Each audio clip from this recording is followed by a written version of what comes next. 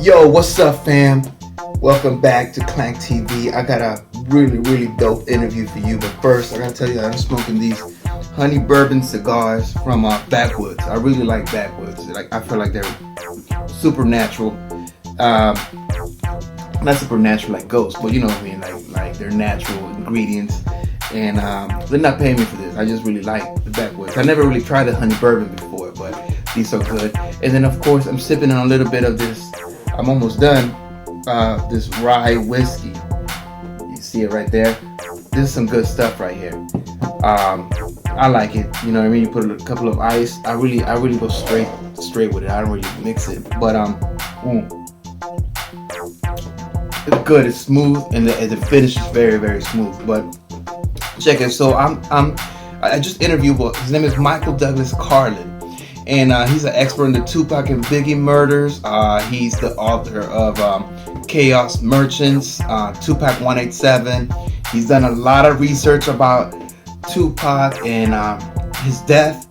And you know, he really put a different perspective during this interview because you know I've been more like a conspiracy, you know, is he alive kind of guy, but he opened up a whole can of worms with the conspiracy as far as maybe he's dead and the people that killed him want to make it seem like he's alive or trying to diffuse the reality into something else.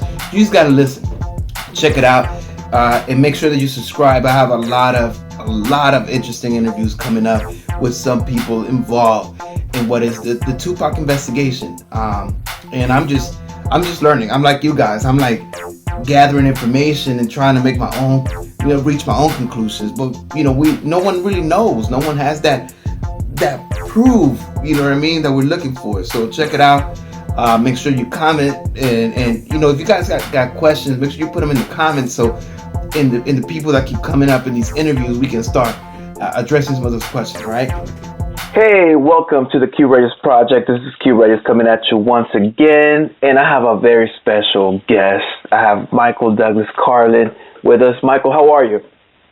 Very good. How are you? I am doing great. I'm doing amazing. You know, I've been looking for answers in the universe. How about you? I'm always looking for answers. You know, and speaking of answers, well, you know, I'm gonna start fresh for people that don't know you. Can you tell us a little bit about who you are, what you do?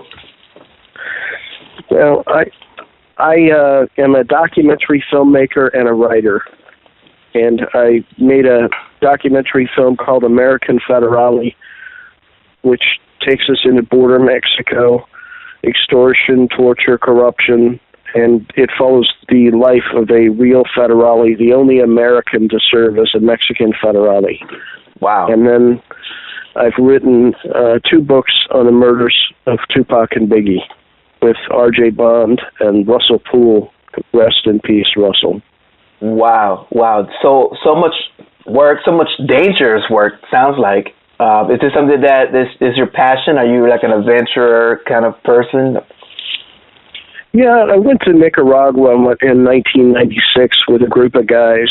We took medical relief in, and I got to see, you know, some of the worst of humanity, what we had done. You know, America went in there, we were on one side, the Russians were on the other side, and when we were finished, we all just left, and we left those people just decimated. Wow, that's, you know, so many stories like that all over the world of things like that going on. But get into a little bit into why I'm really excited is that these books that you've written about Tupac, like what's first of all, what's your interest in the topic? How did that come about? My son and I were on a long road trip, and like any road trip between a father and a son, the stereo in the car becomes the biggest topic of conversation, and who's going to control that stereo. And I wasn't going to listen to his rap, and he wasn't going to listen to my rock and roll, and we reached a compromise. I would play him one song that I thought would stand the test of time, and then he would play me a song that he thought would stand the test of time. And that day, I became a Tupac fan. Which song was that, by the way? Oh, he played all the Tupac songs. I mean, you know, Illuminati all through my body. Great. So once you already saw the work and the artist, like what inspired you to go further into his life or death or whatever it is? What inspired you? Well, I was working on a humanitarian project with Russell Poole's aunt and uncle, and they said to me, "You have to meet our nephew, Russell." And so they connected me with Russell, and he and I talked to each other a bunch of times on the phone before we ever met. And then R.J. Russell and I met for breakfast, and it was arranged for me to go over and see Chris Blanchford and get a copy of the confession letter. And so I really just fell into this project. And tell us a little bit about the other two people you mentioned. Who are they? Russell Poole was the original lead investigator on the Tupac and Biggie murders. Okay. And R.J. Bond is the documentary filmmaker that made the assassination documentaries. Okay. Wow. So, and then what is the letter, the confession letter? What is that? So there was a letter that was written back in 1998, and it was given to journalist Chris Blanchford over at Fox 11 News. They tried to deliver the murder weapon, and it was refused. Security, gets a package delivered by some guys in the middle of the night. They go, no, we're not going to take this package. And wow. So, this confession letter basically names who the shooters are. Wow. And we're talking about the shooting that happened in Las Vegas, not the one that happened in a few years. Studios. Yeah. Okay. So this is Las Vegas. Las Vegas. Okay, so we're getting closer to the point that is, so Tupac was in fact shot. This is a fact. Yeah. In this confession letter, what did it say about it? I'll send it over to you so that you'll have a copy of it. But basically, it just outlines that it's written by the Pattons, dictated to somebody who could actually write, and it talks about Little Half-Dead is the actual shooter of Tupac. Wow, that is so deep. And did Tupac die as the cause of these shootings? Well, I'm not sure whether he died because of the shootings or if he died because somebody did something to him in the hospital. I mean, he was supposed to make a recovery, and all of a sudden he takes a turn for the worst. And, there could have been a number of people that would have not wanted Tupac to come to and realize who had shot him. Wow. And as far as you're concerned, your opinion, based on all the information you've gathered throughout the years, what do you think? You think that Tupac died? I think Tupac is dead. I talked to Death Row Dave, and Death Row Dave saw Tupac's dead body. And, I've talked to enough people. RJ knew Frank Alexander. Frank Alexander evidently saw the dead body. So, there's no question whether or not Tupac died. Okay. So that's because go ahead. I was going to say, but also you have to realize that the people that were behind this murder, and separating the fact that the shooters from the people who planned the murder, the people that were behind this murder wanted to make sure nobody would ever be tried for the crime. So what did they do? They made it very difficult for anybody to come along. If you look at the autopsy is flawed. It has the wrong name, wrong Social Security number. If you look at every single aspect that could be challenged in court was bungled by planning, because there was a criminal defense attorney and a Justice Administration graduate that were behind the plotting of the murders of Tupac, and they also carried out the Biggie murder as well. Wow. So what was the motivation for to take Tupac out? I mean, what do you, in your opinion, what's the motivation behind all of it? Well, they weren't just trying to take out Tupac; they were trying to take out Suge Knight. And at the time, Death Row Records was worth $500 million.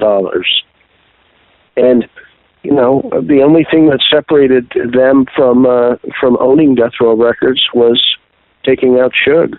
And Tupac was a bonus because he'd already recorded 200 songs, and those songs were in the vault.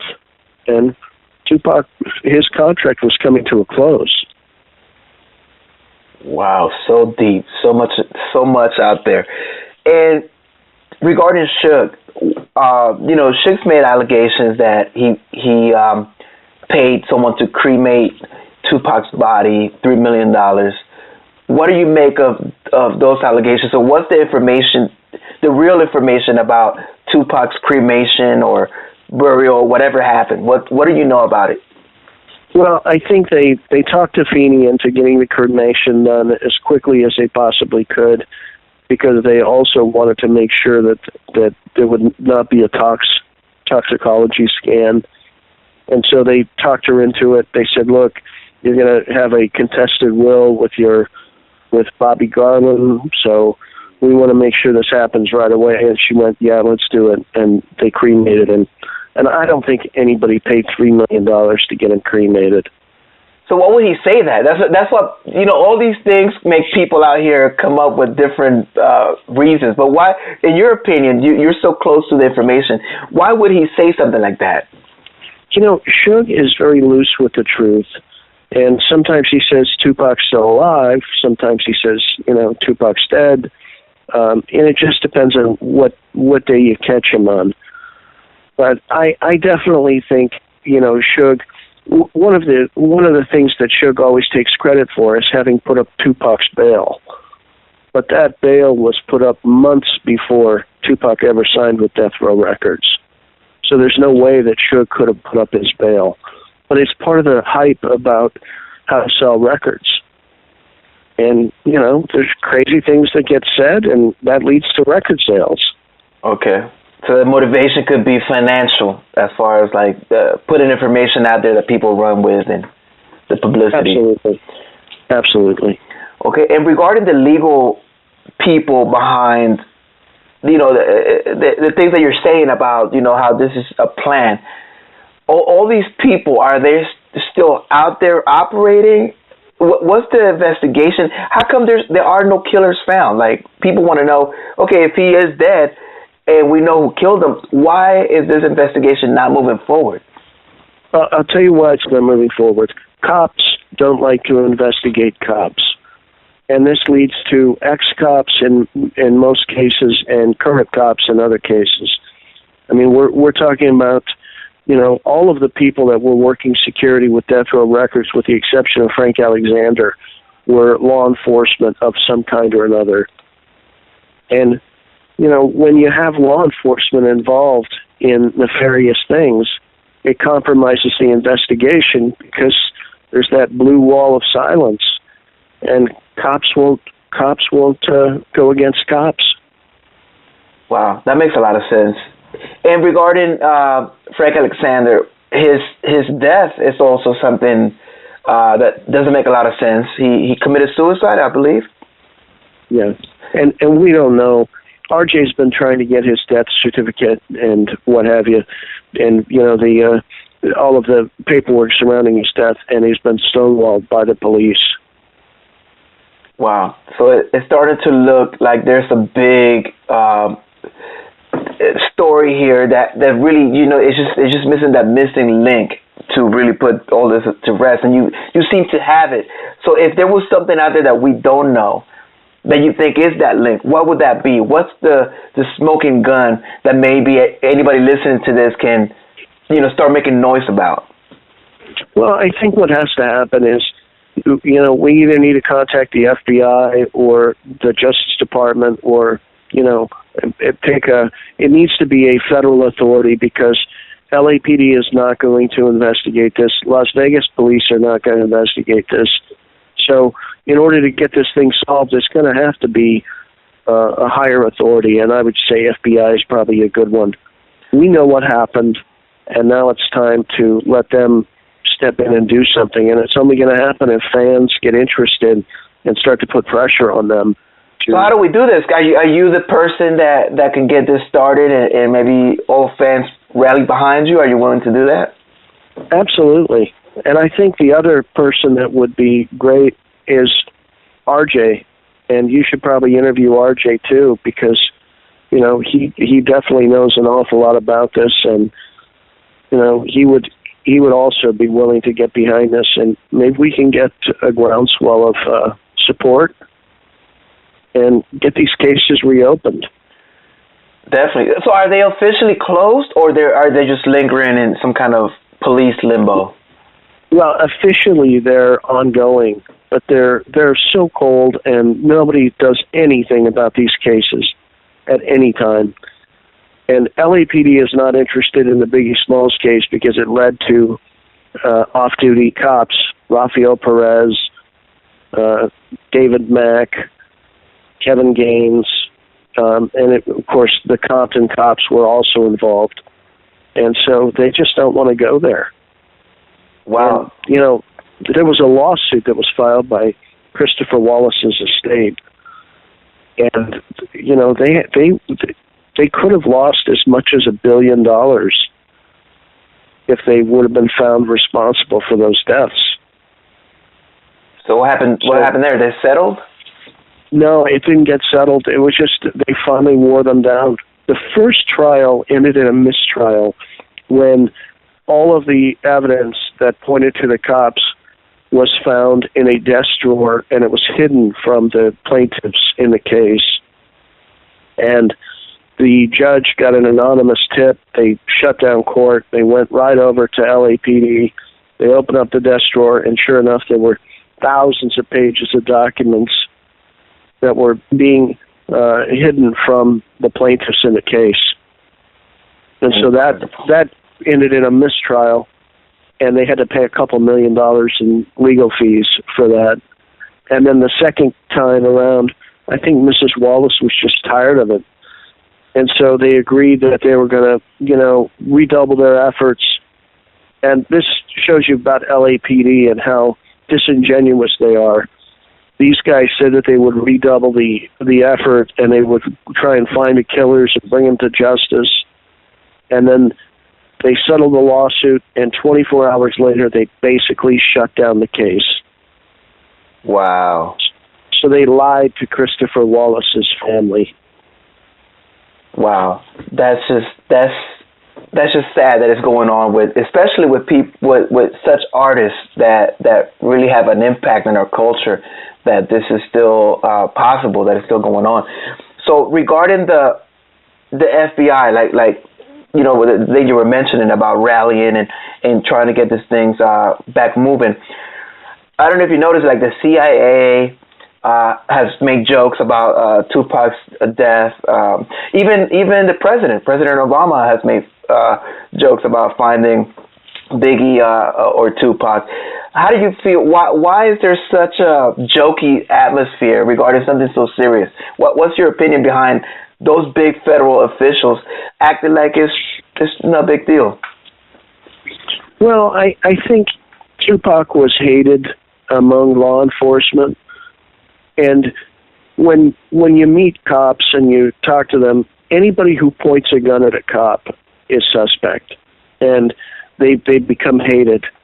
Tupac, with his lyrics, you know, basically inspired people to point guns at cops. And there was that case in Texas where somebody was listening to Tupac music and shot a cop, and then Dan Quayle, you know, decries Tupac from the pulpit. But it goes further than that. Then we have Tupac shooting 2 off-duty police officers in Atlanta and getting away with it. And cops don't like people who point guns at cops, and especially don't like people who shoot cops.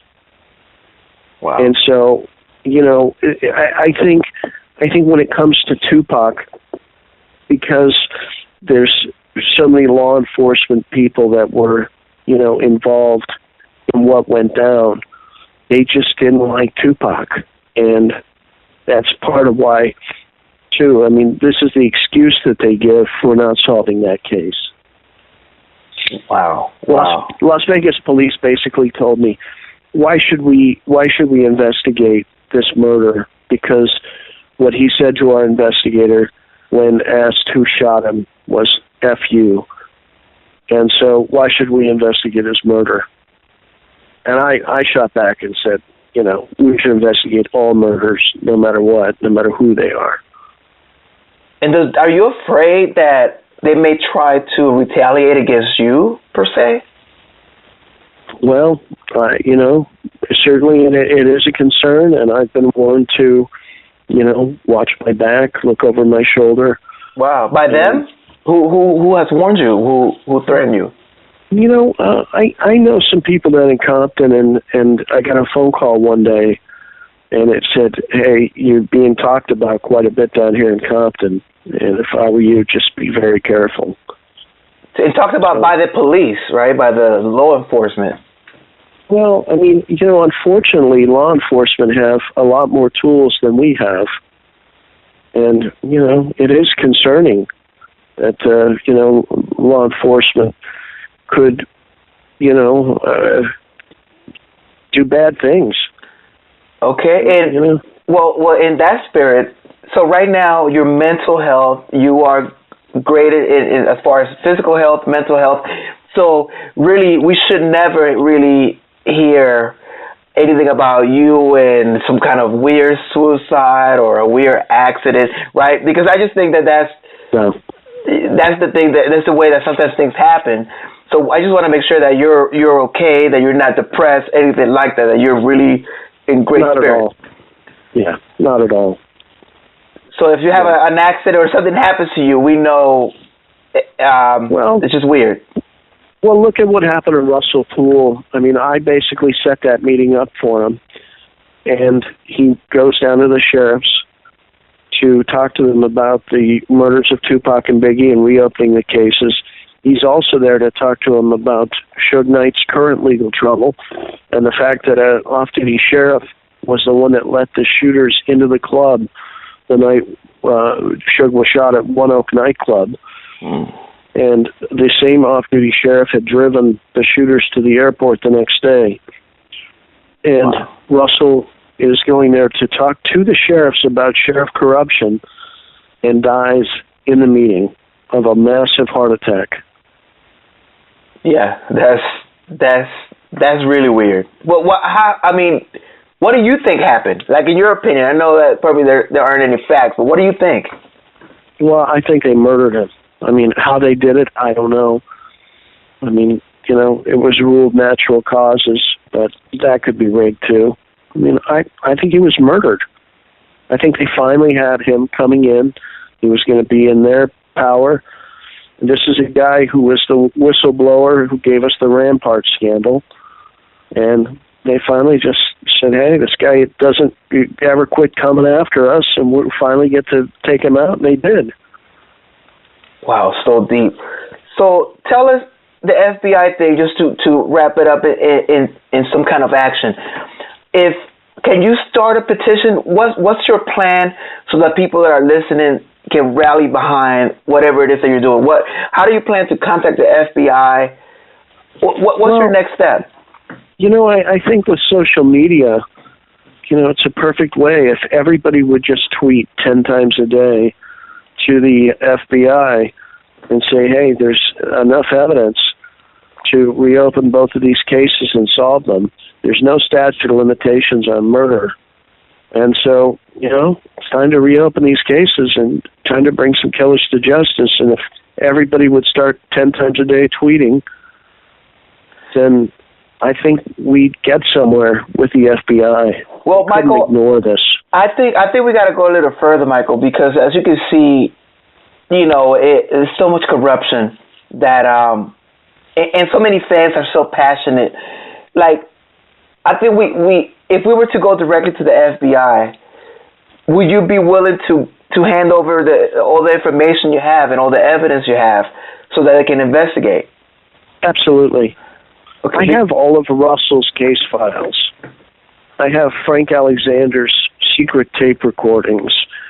I have, all of the Wallace civil trial documents. I have numerous sources of documents and this stuff. Okay, so maybe if someone's listening to this as a lawyer, or I think we really must take a harder action. And I know what you mean. Like, obviously, we need the social media and the fans to get involved, but there's got to be some kind of legal way to having these things take a look at. I mean, there's some TV shows that open old cases, like why not two of the biggest artists that we've had in our last generation? Why not? So as long as you're willing to do that, and you sound like a man of your word, like I'm sure someone's gonna, if we all take action and we all rally behind you or whoever is willing to take the lead, then let's see what really happened. Because I got started in all of this because I started seeing about these Tupac alive rumors and bottom line, there's no evidence. All the evidence is toward it, like you said. Like the death certificate is wrong, and I never looked at it from what you're saying that was done on purpose, because that wouldn't stand in court. All the evidence is tainted. It's not ready for any kind of trial. So that's amazing. Thank you so much for enlightening us with your information. How can we follow you? How can we find you? Give us everywhere we can find you. I can be emailed, michaeldouglascarlin@gmail.com, on Twitter, on Michael D. Carlin, Facebook, obviously, LinkedIn, all that stuff. You can find me pretty easily. And the books are Tupac 187, and the other book is Chaos Merchants, and they're both available on Amazon. On Amazon, are these hardcover books, or they're downloadable, or how? One of them's a Kindle, and the other one is a hardcover or a soft cover. Okay, yeah, because I like to read them right away. I like to just pay for it and read it. But if we get it on Amazon, you get it pretty quick, right? The other one. Oh yeah, Amazon, especially Chaos Merchants. I think it's an instant download, and I think you could actually get Tupac 187 on a Kindle as well. Okay, definitely. That's so amazing. I'm sure we'll chat more in the future, hopefully with progress on everything. Thank you so much for being out there and putting really yourself at risk in order to resolve something that should be resolved, and some justice needs to come into play here. So thank you so much, Michael, for taking your time. Thank you for having me. Thank you. Have a good afternoon. Thank you.